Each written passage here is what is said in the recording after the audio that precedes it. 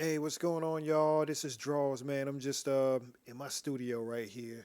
And I've been working all evening. As soon as I got home from work, I've been thinking like all day a little bit, like how can I got this Model 12, and what I bought this Model 12 for, this Tascam Model 12, this mixer right here, what I bought this for was the routing capabilities because like I've got a couple NPCs. I also have a old JV 880 rack module that I kind of want to put back into play. And I really don't have the inputs for it. And another issue was that like I like to do these live streams sometimes, or not even just live streams. I like to tape a video and edit it. But what I don't like to do is set up all kinds of vocal processing um, in the software, in like OBS software. I wanted something that like it would come straight out with the hardware.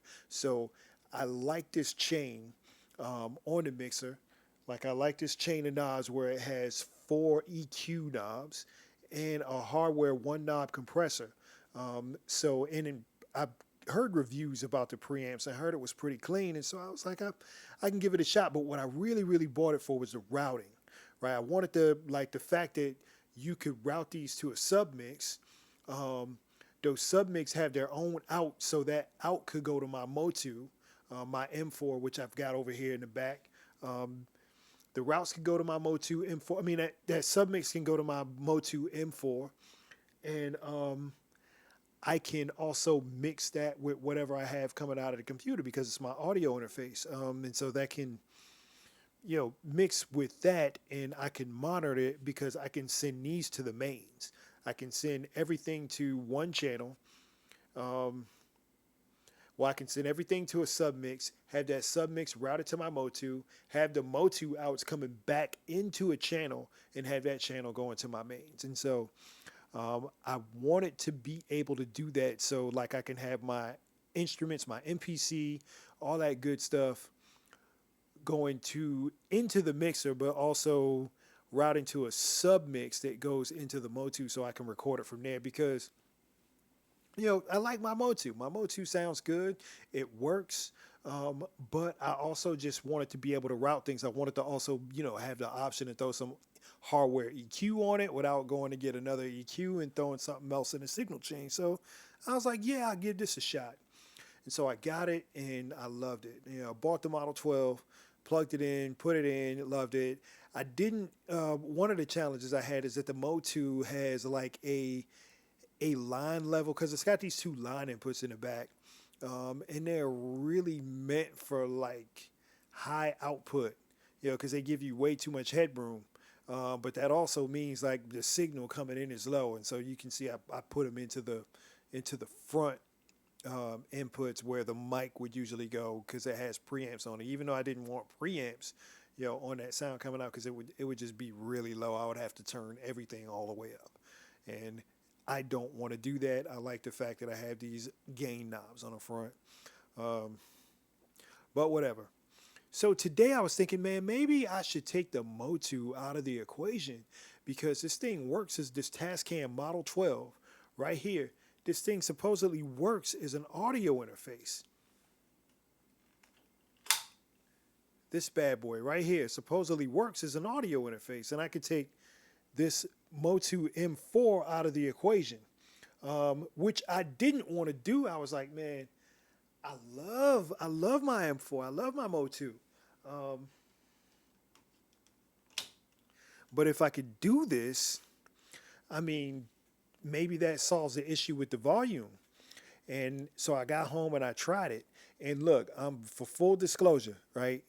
I didn't try a bunch of stuff, right? I didn't like I just tried a little bit. I didn't even throw an SD card into this Model 12, but I'll tell you what I did and why I instantly changed it all back.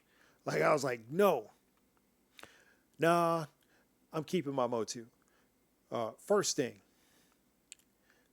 you can see the volume meters on the Motu, right? See the volume meters on the Motu as I'm talking. You can see the volume going up and down, or the meters going up and down. Those things are accurate. Like I can count on those. I don't like I don't like the meters. Like the meters are on an LCD, and it takes a lot for that for those meters to the right, those light up meters. It takes a lot for them things to move, man. Like I'm like, yo, I will be clipping all over the place. Like if I have to depend on those, I will be peeking and clipping all over the place if I got to depend on those. And I'm like, I can't do that. So that's one thing. Another thing is I plugged this thing into my computer, um, turned on Cubase, made sure I had the drivers for the Tascam, and it did show up. The software, the driver software, I know I probably needed to first. I know I probably needed to update the firmware, but the firmware is pretty up to date. It was one of the up to date revisions. I just bought this thing, and that firmware came out in like 2025 or 2024, and I'm like, that thing was sitting in there, hadn't had a firmware update in how long? But the software, the driver software, should have still worked, and it was supposed to show the meter readings of the Tascam and the audio coming in, and none of those things lit up. And this is a Mac M3. This is a Mac Pro M3 that I'm recording on, and I was like, I can't have that. So I mean, but I still tried it, and I went into Cubase, set up my track to record, set up my track for the microphone. I'm recording on a AKG C214. Sounds really good. Like I'm loving these AKG mics, right? And I'm thinking about going ahead and grabbing like a C414 or maybe another one of these to replace my Shure. I love this mic, by the way. This thing sounds so good. And on this channel on the Mackie, it sounds really. I mean, not Mackie. I'm sorry. On this channel on the Tascam on the Model 12, it sounds really good. Like I got a little bit of that compression. I'm doing no software processing on this thing. Nothing. Everything straight hardware. And so, like, I've got the low cut or high pass or whatever you want to call it, and a slight bit of compression and some gain. And this mic sounds good.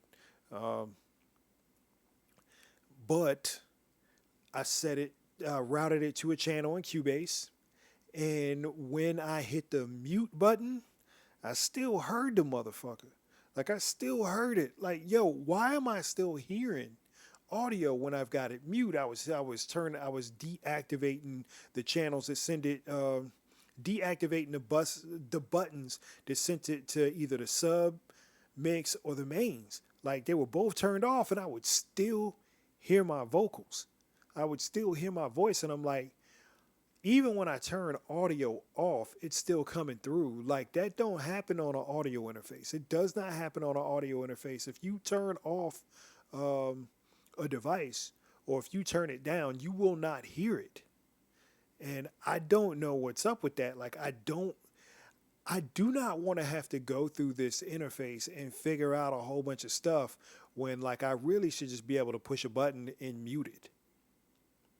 Like the mute button should mute it. Like I would hate, and I already had to find out certain things, like certain settings, like how to even get it to route to main or something like that, post effects, or to route it to the submix post effects so to get the headphones to go to the right place, post and pre-effects. Like I've had to do a little bit of digging and stuff like that, but like I can plug in an audio interface, get the drivers, make sure it works in about 10 minutes. I'm recording something if I want to. All I need to do is whatever little gain staging I need to do, set my volume, and I'm good to go as long as I know the software. So this thing is a great mixer. I don't record on it. Look, man, I'm all DAWs. I ain't gonna lie. Like I'm for one, like I do too much vocal editing, and that goes through like cleaning up stacks and everything like that. I'm pretty good on Pro Tools. I'm pretty decent on Pro Tools. I'm pretty good on Cubase, which is where I like to do my compositions. But I love to record in Pro Tools. That is what I like to do. I do not want to record on just this, excuse me, piece of hardware. Even though I'm pretty sure it's going to sound great, especially for a beat, because I do make a lot of beats. But I got no interest in that. And now with these new MPCs, like I don't really have to track out. I still will, just to see how this thing like colors the signal. Um, I'll probably track something out just for the hell of it. What I do still have to, as you can see, I still got this MPC 1000 in the cut, and so I definitely got to track that bad boy out. That's my buddy right there. You know, updated the JJOS and all that good stuff. And but for this live 2 that I have right here, and even for the sample, I got the sample in my little studio upstairs. I don't have to do that, but I think I might anyway, just to hear how this thing sounds. But yeah, that's it. Tascam Model 12 for me it works great as a mixer. Like, it definitely enhances it. It enables me to do a lot of things I couldn't do before, especially the way that it routes. If I ever want to, like, I can plug it into my MPC and break that out into separate channels. I don't know what it will do for me. You know what I mean? Because I don't have some crazy multi-channel interface. I got this MOTU M4. And I don't, and I'm like, I don't really need to track out when I can just bounce stems. Now, if I needed to do that on the 1000, I don't really think the 1000 is so integral to what I do that like I need to go that far with it. But I mean, it's a 1000. It doesn't have the capability to plug it in the USB and get all those tracks anyway. And so, I don't really see a need to use it as an audio interface, whether it's on my MPC or whether it's on my MacBook Pro using a DAW. So I don't really see a need for it. Like, the DAWs do really great. I can look at it and see if I'm in clipping trouble. I know it's accurate. Even on my Focusrite, I've got a 4i4 upstairs, and that thing, even the meters are going around the knobs. It's a little bit different than the MOTU. Those are pretty accurate. Those let me know if I'm going into clip danger. This Tascam does not. I don't know. Maybe I need to go set something up. But like, I will be looking, like, even on the LCD meters, I will be looking at something, and I can audibly hear it, like, coming out of my monitors. Like, this signal is really low, this signal is really high. But if I look at the meters, they look about the same. And I'm like, no, that ain't good. That ain't good. I got to keep this MOTU. So that's my review. I love this thing. I'm glad I bought it for $600. It was worth the price and for me to be able to do all this. But no, and I'm kind of glad. I'm glad that I still need my MOTU, because I was like, man, I spent that money on that. I love that thing. I would hate to take it out of the equation, but if I don't need it in the equation, I'll get it out.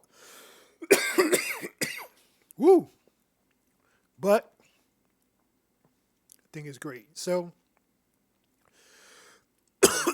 I'm not dying, y'all, I promise. That's my review. Woo! I'm going to drink some water and take it to bed. Y'all have a good one. Bye.